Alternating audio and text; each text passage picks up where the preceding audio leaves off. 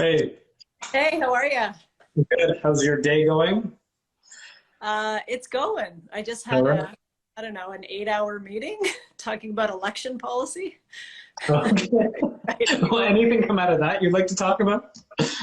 Well, we actually updated. It was long overdue, honestly, for an update. It was silent on certain things like social media. We've added some clarity around that. The policy is about making sure that elected officials, so the incumbents who may be running again, don't use city resources or their office to for campaign purposes. Okay. So it was quite a detailed discussion. I brought a number of amendments just to bring further clarity to the policy so that everybody knows what the rules are and nobody runs afoul of them. But really, we're trying to create a level playing field to be fair to people who are running against an incumbent, and also make it very clear what incumbents can and can't do during that election campaign period, which of course is this year, is an Yeah. election, folks. And the soonest anyone can file official papers is May 2nd. Election day is October 24th. And of course, there's also a provincial election tucked in the middle there. So you get to Okay. vote twice. I'm sure everybody's ready. Um, so, Ready or not, it's going to happen. yeah, you're right. So let's start with something really serious. Obviously, with what's going on in the Ukraine now. What are your? Have you talked to the Ukrainian community in Burlington, and what are they saying? Oh, they're heartbroken. They're devastated.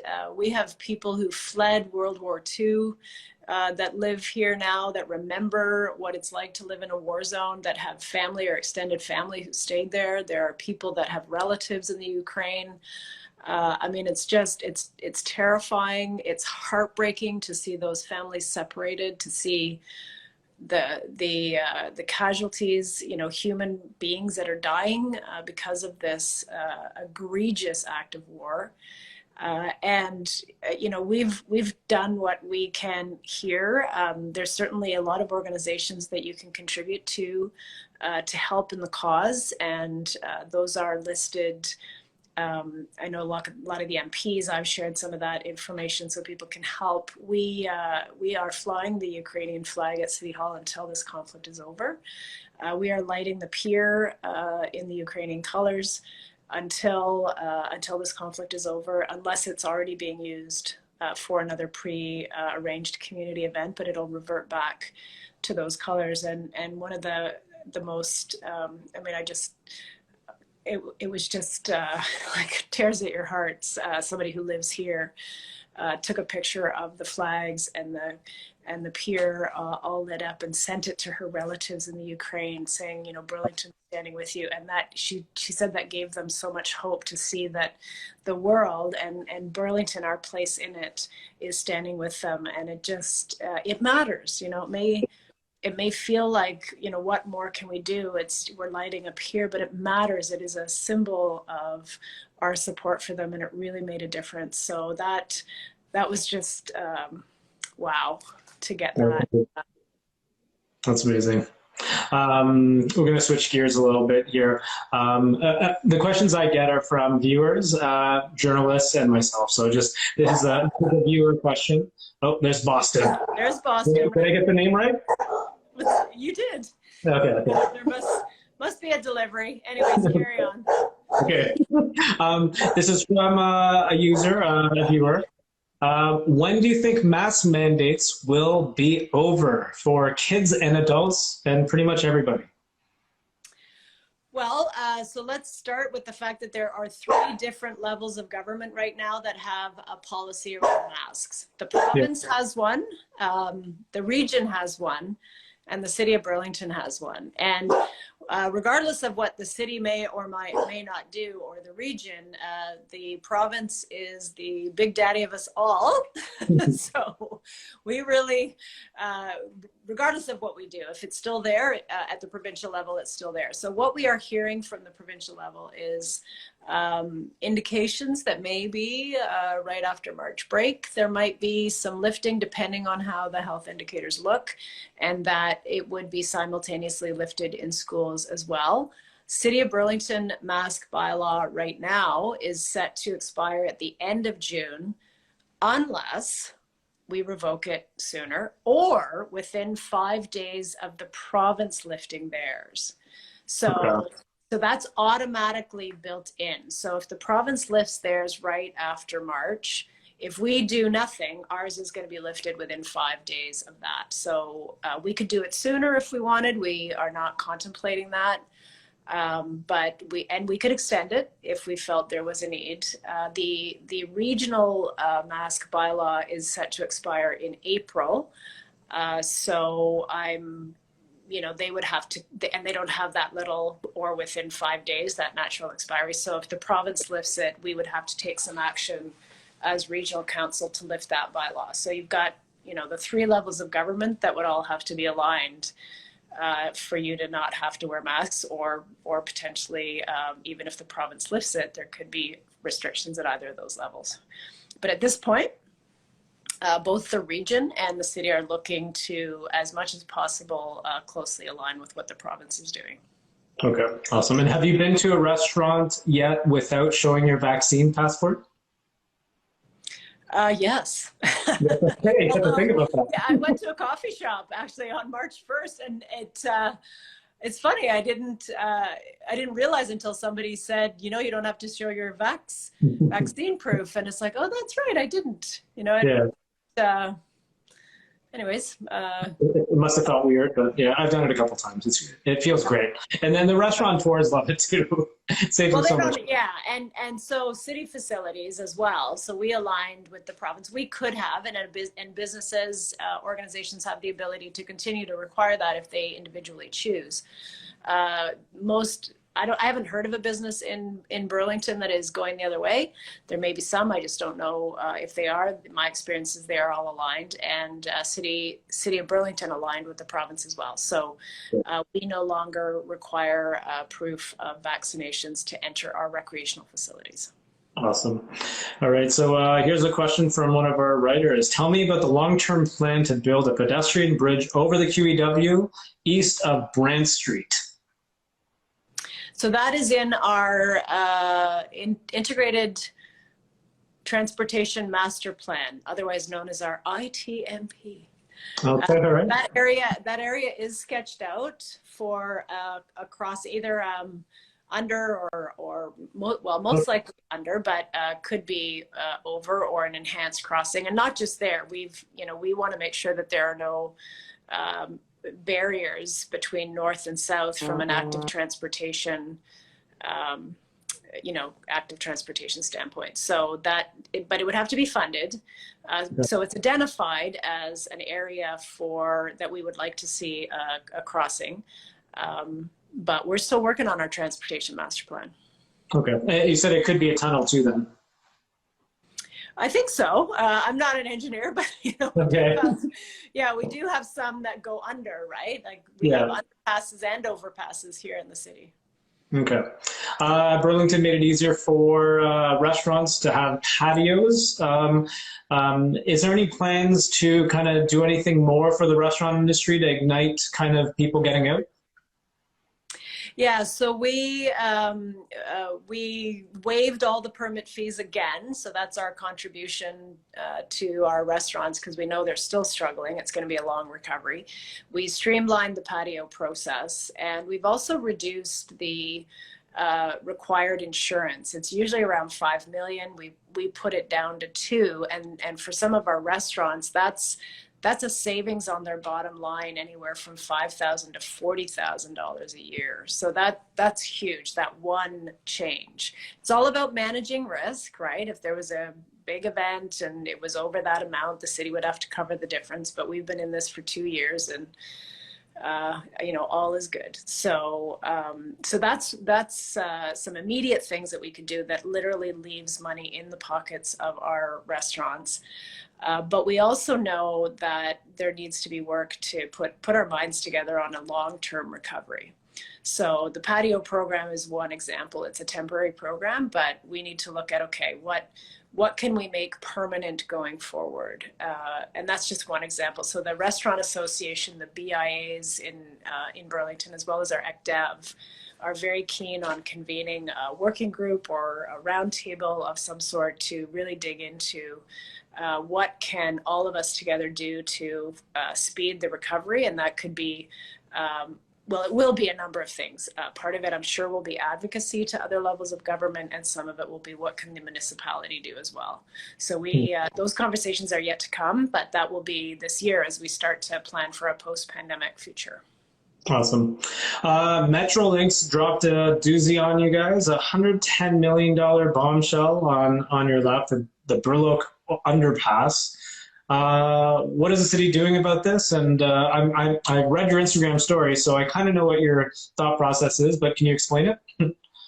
Well, we were blindsided and asked to cough up $45 million for a project that Metrolinx is driving the train on, no pun intended, that is over budget by 3 times. It started as a project of a $60 million capital investment. It's an underpass under the Burloak. We call it the Burloak grade separation. We share the project and that boundary with Oakville. Started at $60 million, was supposed to be done by 2023. On Monday, they told us they had closed the tender and approved and awarded a contract for $177 million. That's 3 times what it started out as. We have no transparency or accountability on why it's gone up. No question there's been increases in labor and supplies, but not to that magnitude, like not even close. So we don't know why it has escalated out of control. We actually at the city offered to build the thing in 2015-16 for $30 million. It would have been done by now for half the cost of what the original tender was supposed to be. So this is the kind of government overrun and lack of transparency that just makes people fume. And not only as the mayor of the city, but as a taxpayer myself, this is completely unacceptable. So we have told Metrolinx, your cost overrun, your problem. We will stick to our originally agreed upon capped contribution of $15 million and expect you to come up with the difference. And we're also obviously engaging and advocating with the province to make sure that that original agreement is adhered to. Now, has something like this happened before or historically from Metrolinx, or is this kind of like? Well, it's a great question. It cries out for audit, this kind of a thing. But our own experience with the construction of the Burlington GO station was similar. It was years delayed. Yeah. And cost overruns. We weren't paying for that, but but it was a construction zone for years. And I can tell you, I did many interviews around when is this thing's getting built? And there was a 26-story building built right beside it in the entire time that this little ticket sales thing was supposed to be built. So there's not a great track record there. That's awful. Okay, that is disturbing. Next question. Okay, with many of the restrictions being lifted, any idea when in-person council meetings will start happening, and do you miss them? Oh, I always miss being with the community, and yeah, there is something great about having people there in person. Being able to see your colleagues, the conversations that happen before and after meetings. Just being able to read body language, there's a humanizing effect of in person. So we all miss that. So part of the challenge that we face at the city is it is a construction zone. We have taken advantage of the fact that it's been closed by the pandemic to do some and the fact that our HVAC system, which is all the stuff behind the walls, needed to be completely redone. But we're renovating the whole first floor to make it more open and more customer friendly. And so there's this big project that is underway as we speak. So that's going to pose a challenge for us. We may need to continue either virtual. We've been kind of huddling. Is there somewhere we can go off site to have in-person meetings. There's some challenges with that too. But anyways, we're looking at our options. But we want to make sure that if we bring council and residents to City Hall, it's a safe place for them, and safe not just from a pandemic standpoint, but we don't want to bring hordes of people into a construction zone. So we're just trying to manage that. But I will say, there are advantages of virtual. We have seen the highest turnout ever at community meetings during the pandemic because it's so easy, right? We've had on the Millcroft Golf Course, we had over 700 people on a virtual call. When the item came before council, we had over 60 delegations over 3 days. We'd never seen that. So we find ways to make sure that people who are not tech savvy, or, all you need is a phone. And in fact, to be truthful, all you need is a pen and a paper, and you can tell us what you think. So we have high tech and low tech ways for people to engage, and we get it all. Nice. We get it all. April 1 is coming up, and that's your deadline for everybody in the city to get vaccinated. Are you guys still going to keep on doing that with restrictions being loosened up? The date has been moved by a month, and that was because of new guidance around the interval between first and second dose. That was a decision that was made by our Burlington leadership team, although I am fully in support of it. And that was done to maintain our obligations under workplace health and safety. We have an obligation under legislation to create a safe workplace for our employees. And vaccinations are one of the ways that we can do that, making sure people are vaccinated. And notwithstanding, with a vaccination, you can still get COVID and transmit COVID. The symptoms are less severe. The infectious period is shorter. So there's less absenteeism if you do get it. So those are really important health features for our community. So there is no intention to change that policy. It is now essentially a job requirement. Okay. And we talked about this before. The election is less than 100 days away now. So, and yeah, the provincial election is less than 100 days away. Have you talked to any of the candidates for what you want for Burlington?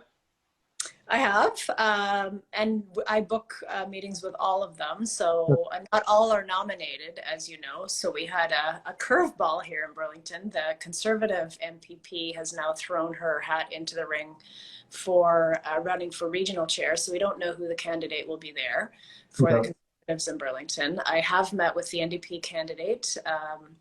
I have coming up in my calendar a meeting with the Liberal candidate. The Green Party candidate has just been nominated, so we'll certainly set something up with them. And we are in the process, working with our government relations folks, developing our election advocacy platform, if you will. The region always does one. Big City Mayors always does one. AMO does one. So we will look and borrow and develop a Made in Burlington advocacy strategy officially. But certainly, there are some things that we know are important already. So, so yes, I will be meeting with all of the candidates. Cool. What is the most important physical thing that you need for Burlington that you hope Doug, Stephen, or Andrea give you, or Burlington? Get rid of the Ontario Lands Tribunal. Let us plan our communities. Get rid of the red tape, get rid of the cost, get rid of the abuse of the system by, not by the public, but by, in many cases, applicants. Okay. I will ask that next time as well. See what they say. I've asked it. I don't know what they say, but you go ahead. Tell me if they've changed their mind. Yeah, I'll amplify it. The big question we always get is, and I feel like a broken record every time I ask you this, are there summer events coming to Spencer Smith Park this summer? Yes, Sound of Music is back. Is it? It is back. The lineup is, they're introducing it in stages, but a lot of the acts are already known. They also have their fundraising concert, which is separate from the 4 days of free music. And there's some great there's some great acts coming. So I will be for sure at that, where our parade's coming back. I'll be in the parade for Sound of Music. And that's the biggest one that I know for sure is planning to proceed this year. Ribfest? What's that? Ribfest? Ribfest? I haven't heard about Ribfest yet. Okay. Yeah, hopefully. But actually, though, we have a new event, a Veg Fest. Oh, cool. Okay. Yeah, so we have a policy in the city that for any major events, and we define that as expected attendance of 1,000 or more. If it's a brand new event, we do some public consultation and just kind of test the waters and see where folks are at. So there was a survey that had gone out for the Veg Fest, and I put it on my social feeds as well. But the response was phenomenal. I mean, people were like, "Yes, bring it." And the great thing too is it would be, if all goes well, it will be in Burloak Park, another one of our amazing waterfront parks in Southeast Burlington. And so it gets people kind of moving around the city a little bit, and not everything happening all the time downtown. So cool. Do you guys have a movie? Do you guys have a movie night in Burlington? We have had multiple movie nights. Yes. So we had a whole series back in the day. We would have folks voting on what movies they wanted to see. They would move around to different parks all over the city. We had great sponsors for that. So I haven't heard if I think we called it Movies in the Park. Would make sense because it was in the park. And it was awesome. So I haven't heard if that's coming back yet. Okay, awesome. Mira, that's all the questions I have. Is there anything you'd like to bring up, or? Oh, we have so many things going on. Let me try to pick one. Well, here's some hot off the press kind of news. We like that.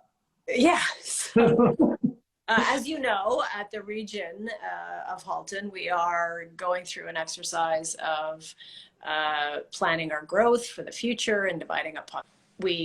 Sorry about that. My battery's running low as always. It's the time of day. End of day. You've talked to a million people, a million minutes. Yeah. So as you know, we recently approved a modified growth plan, and it was myself and Rob Burton who brought forward amendments essentially aimed at protecting farmland and not in support of urban growth expansions, expanding the urban boundary. James Fogel and Colin Best were key to that as well. It was a great effort. And I remember in my remarks saying, so we've saved it today, but don't kid ourselves. We will have to save it many more times between now and 2051. Well, I didn't realize how soon, again, we would have to deal with this issue. So we now have coming soon to the region, a regional official plan amendment for a site-specific amendment for exactly one of those parcels that wanted to expand. It's on a site basis, so I am about to alert the community to say, yes, this is one of those parcels that was in the expanded area that we said no to. So get ready to put your comments in. Okay. Sorry, what parcel is it?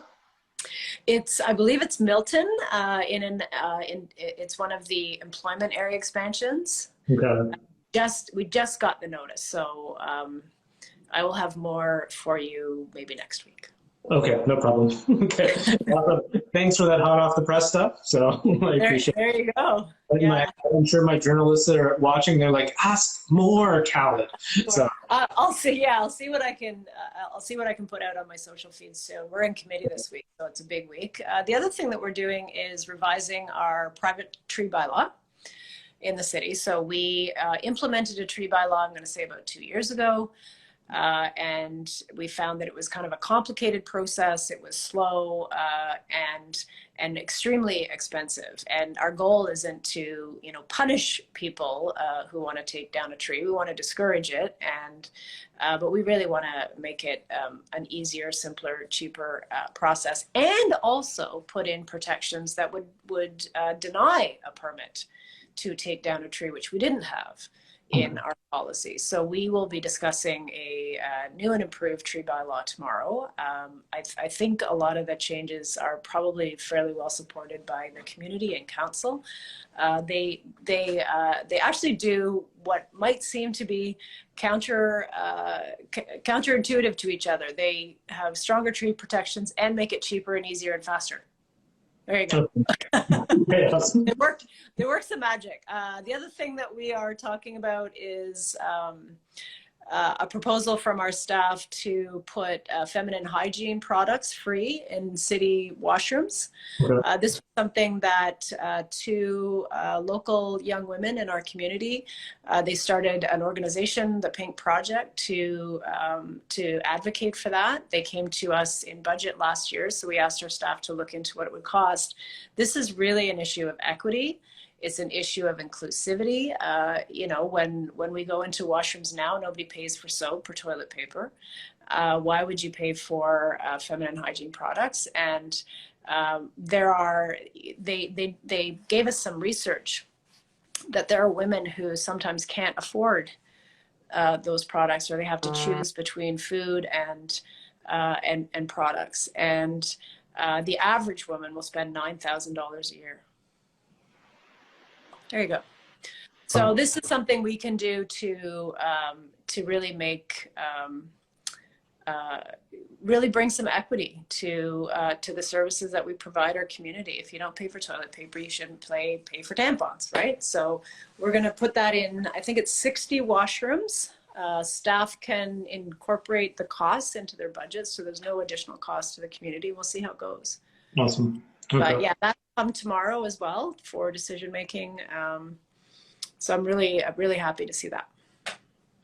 I should just ask you what you want to talk about, and then you just give me everything to talk about. My questions are... It's committee week, so we have about 25 reports. Actually, it was funny. My colleague, Councillor Stolte, who was chairing yesterday's meeting, I often describe our council as the giddy up, let's go. We just like have lots of initiatives and business that we like to bring forward. And she reminded me that I say that a lot, and said, and we're this, you know, second month of the year. This is February, and we're already at 27 reports. These are things that we have approved. You know, it's actually another one that you might be interested in is staff direction for me, which was approved yesterday. To have our staff work with the police on strengthening or bringing in a new bylaw to deal with vehicular noise, moving vehicles. So whether that's motorcycles or cars or modified, whatever, the police have said to us that if we had an enhanced bylaw, that would give them another tool to deal with it. So we're going to look into that too. Wow. Well, thank you for all the hot off the press stuff. You might see it on social soon. There you go.